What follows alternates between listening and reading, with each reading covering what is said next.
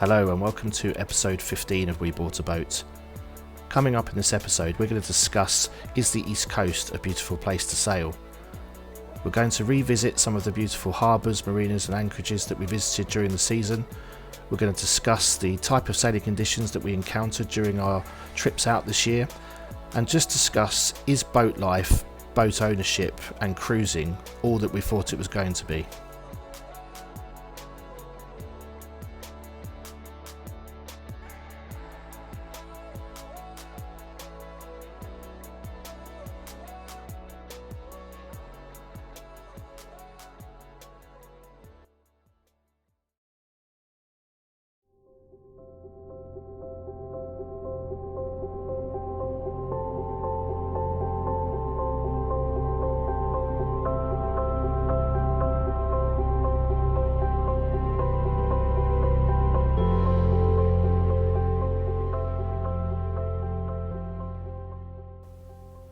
So let's dive straight in. So in the background you can see a selection of outtakes from other sailing channels from around the world that we watched building up to us buying a boat.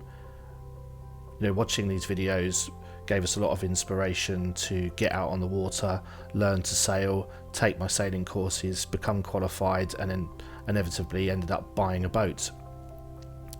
But what I want to discuss today is, can we have this on a budget? We're not a rich family, as I've mentioned before in previous videos. Can we have an experience like this as a family on the east coast of the UK on a budget in a smaller boat? So we're going to discuss next about the type of boat we bought, some of the places we first visited, the conditions we experienced, did we find it fun, are we going to continue sailing as a family, and what we're looking forward to doing next.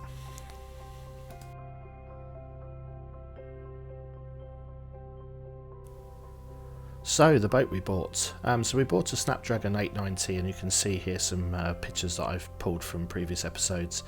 The reason we went with the Snapdragon 890 was because it was slightly larger than the boats we'd been looking at that were within our budget. Most of the boats within our budget were around 26 or 27 feet, but didn't quite have the beam of the Snapdragon 890. So the Snapdragon 890, she's 29 feet.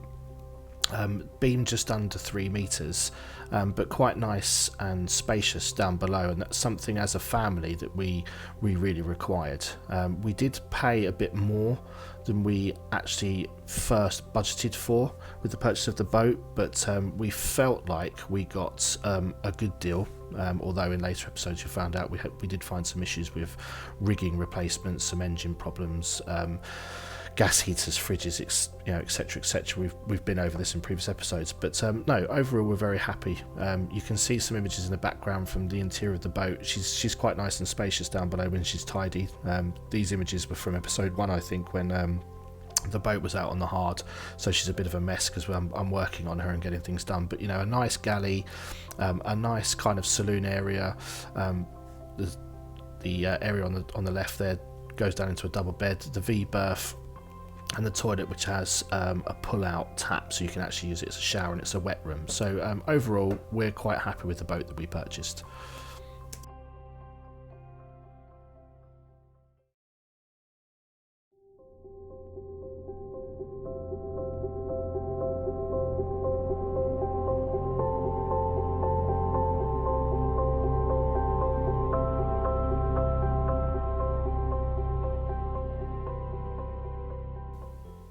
So let's talk about sailing conditions on the East Coast. I've pulled out some clips from some previous videos just to give you a kind of round up a little bit of some of the conditions we've experienced. Here you can see we're punching into the wind here, 30 knots on the nose. It's quite choppy. We're in the Thames estuary. We've experienced this quite a few times over the year so far, where you get the wind on the nose, and because of the low water the sea picks up considerably. Boat handles it quite well. It's not the most fun experience to have. We've had it maybe 3-4 times so far cruising up and down the east coast. So like I said, the boat handles it quite well, which settles the family down. But you can come to expect that you're going to experience these kind of conditions on the east coast. And compared to the images you can see now in the background, where we're heading up towards Brightlingsea, I believe, and it's a beautiful sunny day, little bit of wind, got the sails up, and it's stunning. You know, this type of sailing is what we came to love, and we, as a family, had such a beautiful day on this day particular, going up to Brightlingsea. The sea colour, as you can see, is beautiful.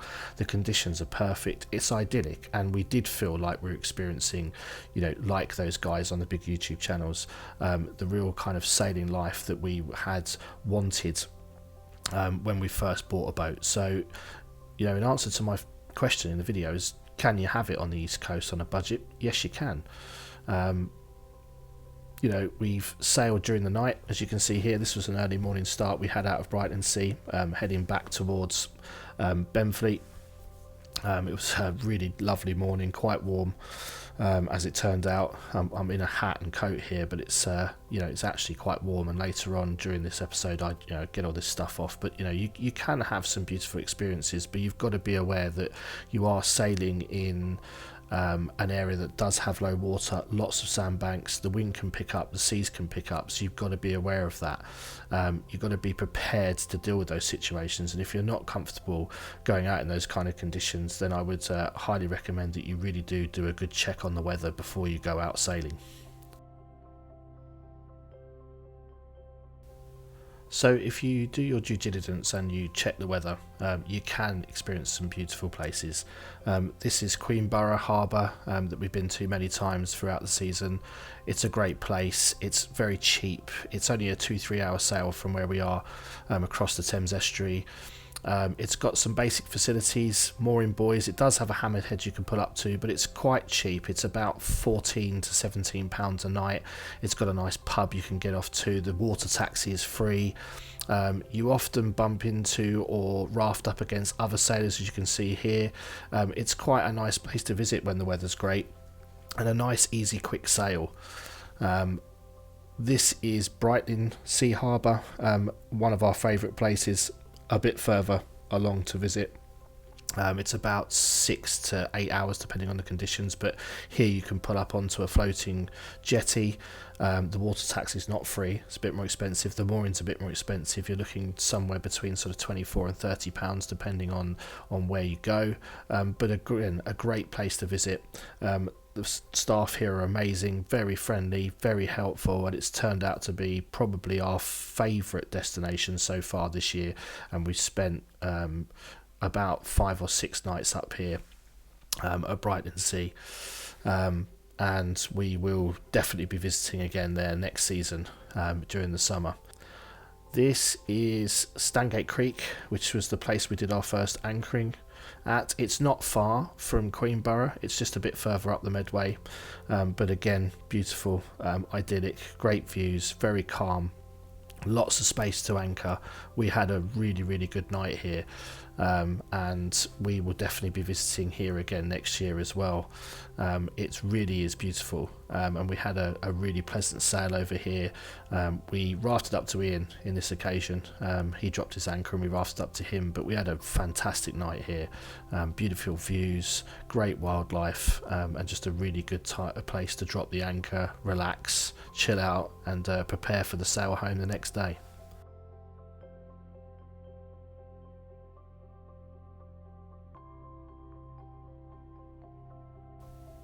So to round up, has the boating life, cruising life been everything we had hoped it would be?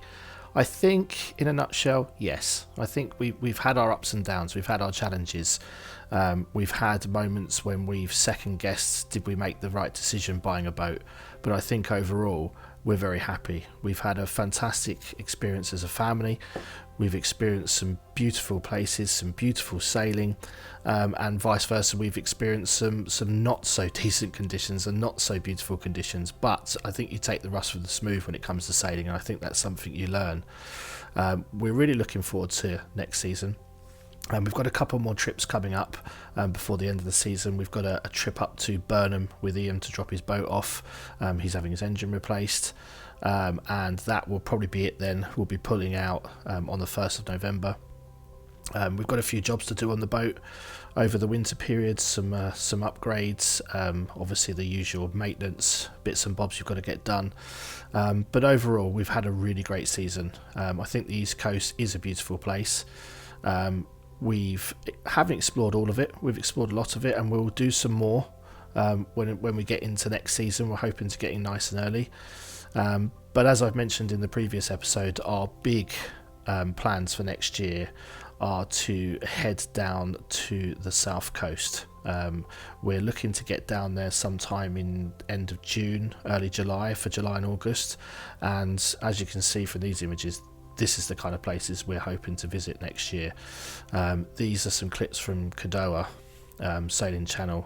Their Anchorage website, which is up on the screen now, is fantastic, and we're hoping to pick off several of these locations that they've been to and marked, and head down there and have that kind of south coast sailing experience next year. So we'll keep you posted with the plans. Thanks for tuning into this episode. The next episode will be coming in a week or two. We've got a bit of a break now between now and when we can get out to Burnham. I think we're planning on going the second week of October, so that will be the next episode. But thanks for tuning in. Leave any comments or questions you've got, and I look forward to seeing you for the next episode.